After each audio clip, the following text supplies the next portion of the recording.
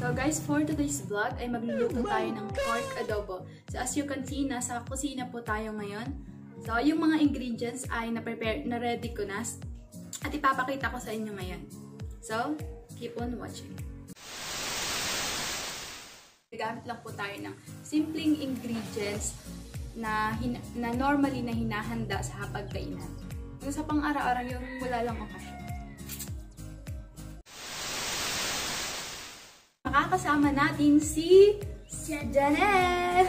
Ito po yung... Without further ado, let's get started. And guys, meron tayong white onion. So usually yung ginagamit talaga is red onion. Pero kasi walang available sa kusina na red, so gumamit ako ng white onion. Tapos, chinap na bawang, laurel o pamintang dahon at pamintang buo. So, syempre, meron tayong bitchin, asin, oil, kahit anong klase pong oil na ginagamit sa pagluluto. Suka, toyo, at of course, yung karne. So, nahugasan ko na siya. So, nakabukod yung may taba at yung laman. Tapos, ayan, na-drain na din yung tubig. So, ayan guys, ito yung gagamitin nating kaldero. Hindi ko alam kung anong tawag dito, basta kaldero.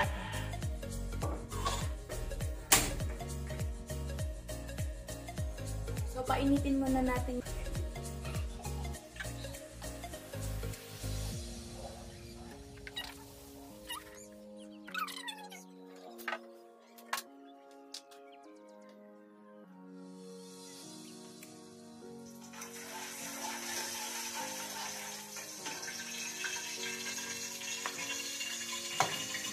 Guys, kunti lang yung gagamitin nating oil since yung taba ay magpupurder siya ng oil mamaya.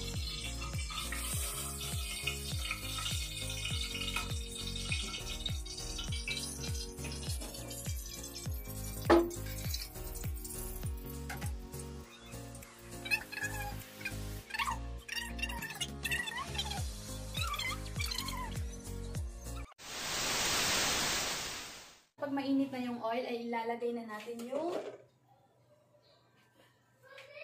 karne na may taba.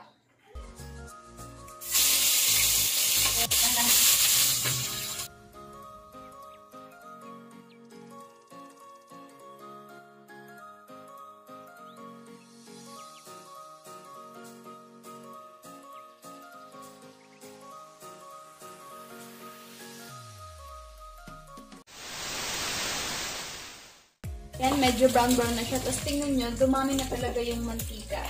Oh my God! So, next na, iset aside lang natin dito sa may gilid yung karne. Tapos ilalagay natin yung bawang. Ayan, halo-halo.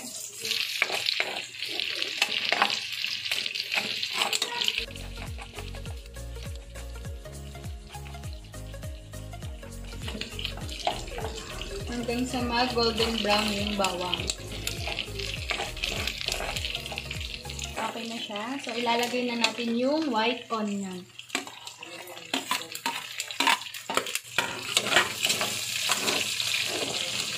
Haluin na natin. So, ayun, tumidikit talaga yung taba sa kawali. Kaya, need talaga siya ng consistent na pag-halo.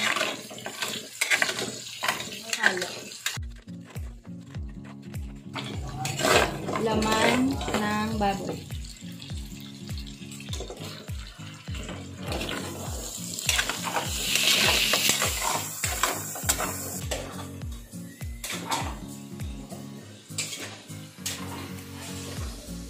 So, ayan, haluin lang natin. Kasi kapag medyo luto na yung laman ng baboy, ay maglalagay na tayo ng toyo. Saka suka. Iba pa tayo.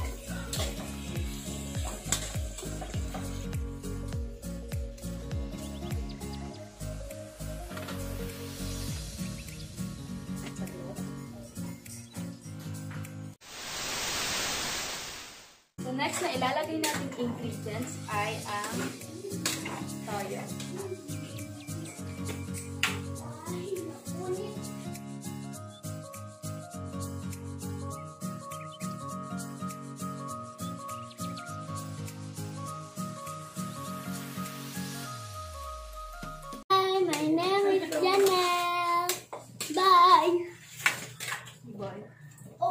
I-comment nyo lang sa edit nito.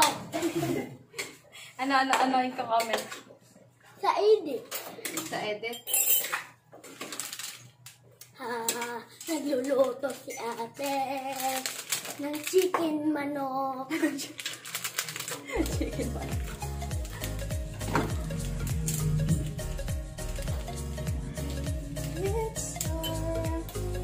Lagyan na So, namin. next is yung suka. Suka na. Wait down. Dami. Hi daw. Ito ang susunod. At haluin natin.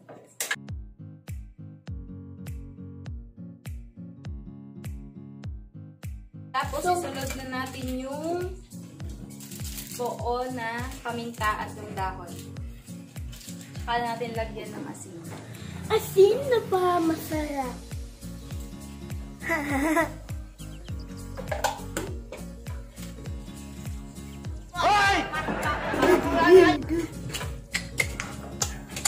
Baba.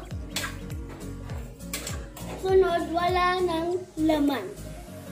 Ilagay na natin sa tubo natin.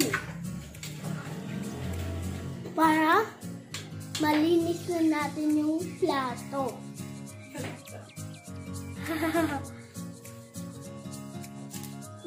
Bango no? Tapos, Bango. lagyan natin ng bitchin. Konti.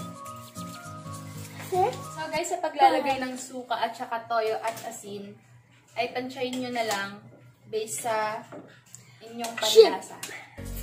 ship kami. Sino chef? Ako. A few moments later. Oni.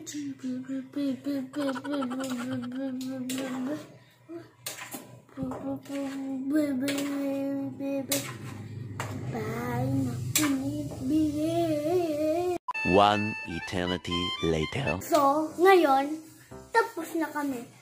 Kakain na kami.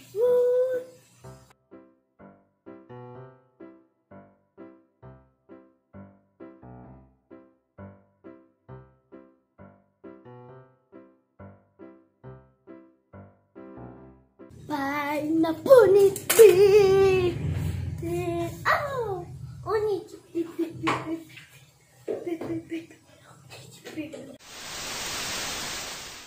So guys, kapag nasobrahan sa alat yung adobo natin, ay pwede natin lagyan ng asukal. Asukal? Brown sugar. Hindi Or yan. pwede rin white, depende sa available sa inyong kusina. So ngayon, mag-himo kami ng So ganito na siya. Yan na siya guys. Kulo na siya. So hayaan lang natin siyang kumulo hanggang sa medyo humupa yung sabaw.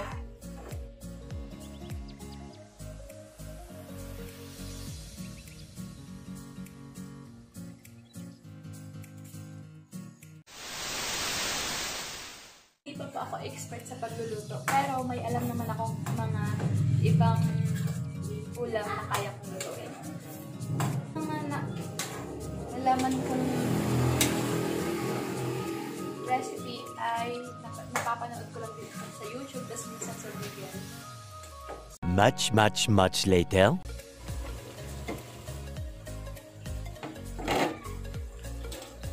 So, ayun guys, pwede na ang ating adobo.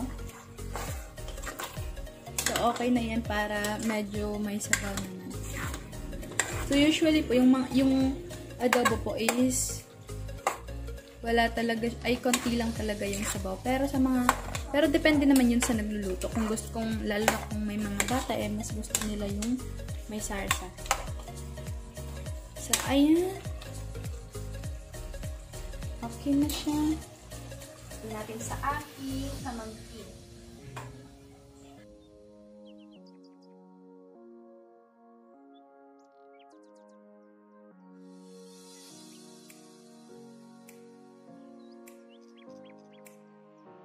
So, ito na siya guys. Mainit-init pa. Ano, kakain ng pork adobo. So ngayon ay titikman ni Janelle ang ating pork adobo.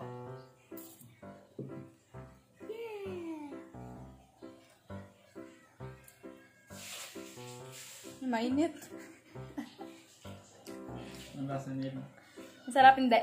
Hindi. Anong masasabi mo, Nel? Okay? Thank you! Salamat magkain sa chicken for you.